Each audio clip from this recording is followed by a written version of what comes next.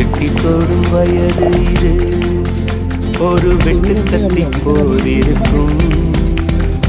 அதிசயம் என்னவென்றால் அதன் இரு பக்கம் கூறிருக்கும். கனவுக்கு செயல் கொடுத்தால் அந்த சூரியனில் செடி முளைக்கும். புலன்களை அடக்கி வைத்தால் தினம் புது புது சுகம் கிடைக்கும்.